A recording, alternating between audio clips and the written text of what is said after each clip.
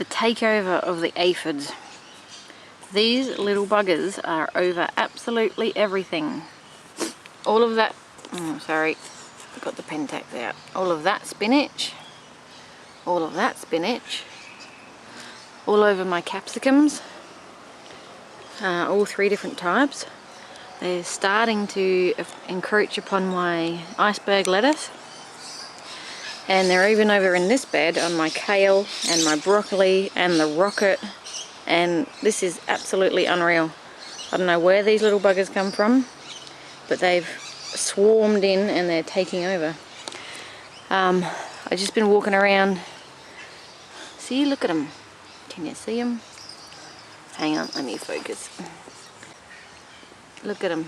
Some leaves are absolutely just smothered with them, the whole bottom side. So, as per a recipe from the produce garden here in Australia, Christian, I mixed 1 part oil with 4 parts water and a little bit of soap, and I've gone around and sprayed pretty much every leaf. I may have missed a couple, but I did start doing both sides, but I'm worried that I'm going to smother it. So I'm just doing the underneath side, and we'll just come back in a couple of days and see how that goes. What I have discovered though is that they're not on the sage. They are actually starting to move in on the eggplant. So I gave them that a bit of a spray too. So the sage and the thyme, obviously the strong herbs, marjoram over there. They're not on those. So I think what I'm going to do is take some cuttings. I was going to do this anyway. Take some cuttings of the sage, try and get them to sprout, and spread them, like plant them in between some of the other plants up the other end. They're all looking a bit thirsty because we've got a warm day today, but the peas are growing. Half of them are up above the first row of string, so going good. Been giving them some compost tea. I haven't done that, I've only done it once, and I'm going to do it again probably tomorrow, and hopefully that will help to keep them up with their nitrogen and grow healthy and strong. Got my compost tea brewing. It's just a sheet or square of shade cloth excuse me, and a pile of compost with chook poo in the middle, and some horse poo, which is in a bag, which is sort of composting over the last couple of weeks. Tied that up with string, put it in the bucket, and I've actually got a donut, it's actually a round circle bubbler, and so that's going to bubble away over tonight, and we'll use that tomorrow. Indoor garden under the light fixture. The tomatoes, I buried them up as high as I could, because that one in the middle was up to its neck, and over the last 4 days that I've been away, this is how much they've grown. The onions have like doubled their size, so I've turned their bases upside down to make domes. The pak choi, I think that's what that one is really tall. I'm not so sure on if they're going to stop being so long and start to fill out or not. And that one is, I think, the Chinese cabbage. So they're not getting as tall, which is good, and they are getting some nice big leaves. And I've given these guys some compost tea as well.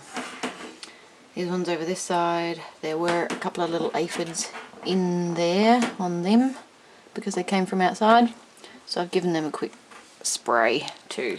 And these tomato ones are growing up too.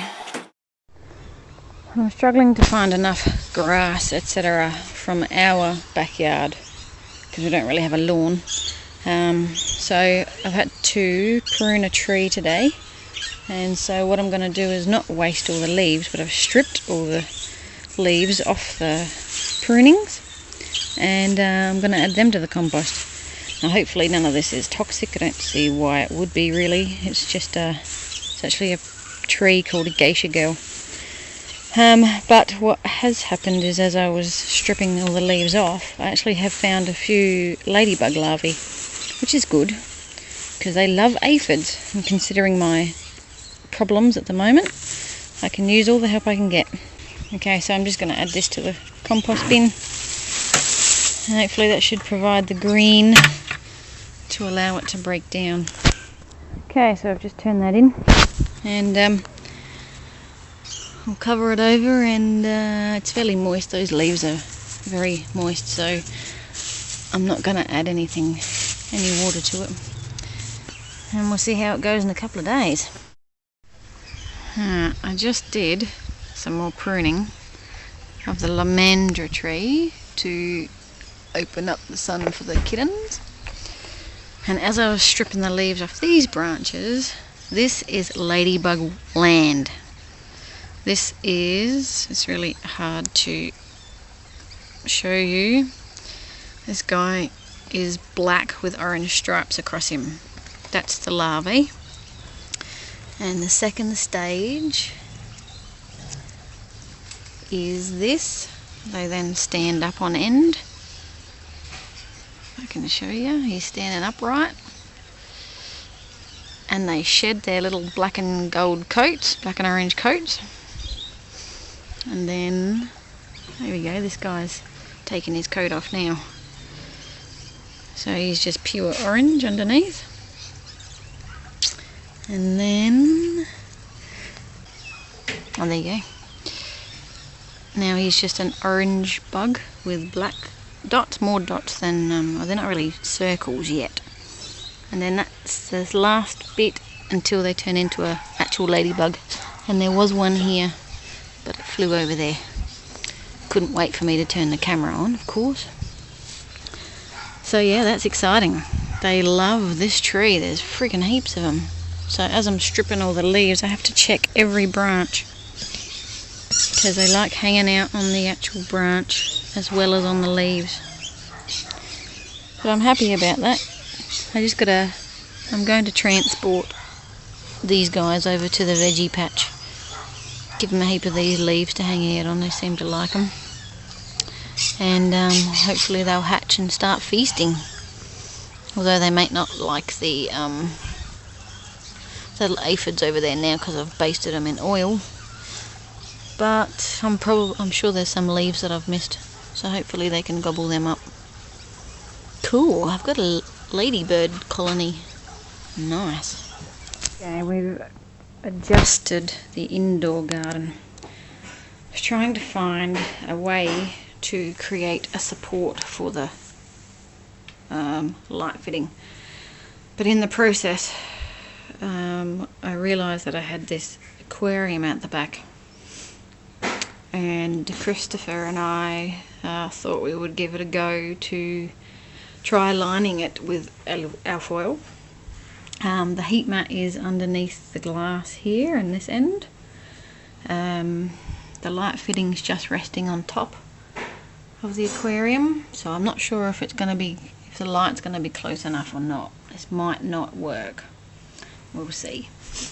So it's enabled me to move it over, so I'm on that pulley now, which is almost central to the middle of that. I can now get my freezer door open.